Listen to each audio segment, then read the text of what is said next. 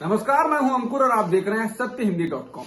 सत्य हिंदी का Android app download करने के लिए डिस्क्रिप्शन में जाइए, वहां पे एक लिंक दिया गया है, वहां से आप डाउनलोड कर सकते हैं। अब एक नजर डाल लेते हैं अब तक की खबरों पर। आज देश का आम बजट पेश हो रहा है। केंद्रीय वित्त मंत्री निर्मला सीतारमण बोलना शुरू कर चुकी हैं। कोरोना संकट में अर्थव्यवस्था की रुकी रफ्तार को फिर से बढ़ाने के लिए इस बजट पर हर किसी की निगाहें हैं। बजट से पहले वित्त मंत्री कह चुकी हैं कि इस बार का बजट ऐसा होगा जैसा कभी नहीं पेश किया गया होगा। हालांकि विशेषज्ञों का कहना है कि कोरोना और लॉकडाउन से तबाह अर्थव्यवस्था के बीच पेश किए जाने वाले बजट के पहले से ही वित्त मंत्री निर्मला सीतारमण के हाथ बंधे हुए हैं, क्योंकि राजस्व उगाही बहुत ही कम है और इस बीच वित्त मंत्री का ऐसा कहना ध्यान तो खींचता है। आम बजट से पहले शेयर बाजार में रौनक आ गई है। आज सुबह सेंसेक्स लगभग 400 अंक की बढ़त के साथ 46,617 अंक पर खुला, तो निफ्टी 13,758 अंक पर रहा। लोगों को बजट से काफी उम्मीदें हैं। आज ये माना जा रहा है कि इस साल का बजट चमत्कारी होगा, क्योंकि देश जिन मुसीबतों में इस साल गुजर रहा है वे असाधारण हैं।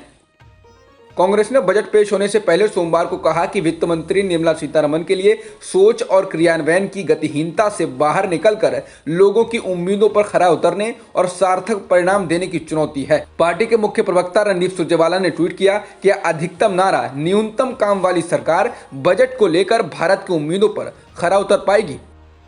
65 दिनों से आंदोलन कर रहे किसानों को लेकर मेघालय के राज्यपाल सत्यपाल मलिक ने कहा है कि उन्होंने केंद्र सरकार को सलाह दी है कि किसानों का अपमान नहीं किया जा सकता है और उन्हें वापस जाने के लिए मजबूर नहीं किया जाना चाहिए। मेघालय के राज्यपाल ने कहा कि सरकार को किसानों से बात करनी चाहिए और इसका कोई समाधान निकालना चाहिए। मलिक ने कहा कि मैं सावधान करते हुए बताना चाहता हूं कि दुनिया के किसी भी आंदोलन को दबाकर और कुचलकर शांत नहीं किया जा सकता है। कृषि कानूनों के खिलाफ विरोध कर रहे किसानों का कहना है कि वो सरकार के साथ तभी बात करेंगे जब वो बातचीत के लिए एक बेहतर माहौल बनाएगी। किसानों ने इसके साथ ही प्रदर्शन स्थलों पर बंद किए गए इंटरनेट को चालू करने की मांग की है। किसानों ने ऐसी मांग ऐसे वक्त में रखी है जब प्रदर्शन स्थल पर बड़ी संख्या में पुलिस बल को तैनात किया जा रहा है और बैरिकेडिंग की जा रही है। सिंगू बॉर्डर पर अब पुलिस बाहरी लोगों को घुसने भी नहीं दे रही है। राजस्थान के 20 जिलों में हुए 90 नगर निकायों के चुनाव परिणाम आज सामने आ गए हैं। प्रदेश की सत्ता पर काबिज कांग्रेस का प्रदर्शन इस चुनाव में बेहतरीन रहा है। कांग्रेस इस चुनाव में कई निकाय भाजपा से छीनने में कामयाब रही। अगर 90 निकाय की कुल सीटों को देखें तो 1140 सीटों पर बीजेपी जीती, जबकि कांग्रेस 1197 सीटों पर जीती है। निर्दलीय उम्मीदवारों के खाते में 693 सीटें गई हैं। पड़ोसी देश म्यांमार में तख्ता पलट हो गया है। म्यांमार की सेना ने वास्तविक नेता आंग सान सू की और राष्ट्रपति विन मिंट को हिरासत में ले लिया है और 1 साल के लिए इमरजेंसी का ऐलान किया है। म्यांमार सैन्य टेलीविजन का कहना है कि सेना ने 1 साल के लिए देश पर नियंत्रण कर लिया है और सेना के कमांडर इन चीफ मिन आंग वाइंग के पास सत्ता जाती है।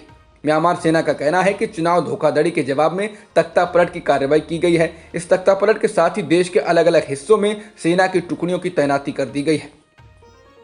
भारत में एक दिन में 11,427 नए कोरोना संक्रमण के मामले दर्ज किए गए हैं और 118 लोगों की जान गई है, जिसके साथ ही देश में कुल संक्रमितों का आंकड़ा 1,07,57,000 से अधिक हो गया है। फिलहाल एक्टिव मामले 1,68,000 से अधिक हैं।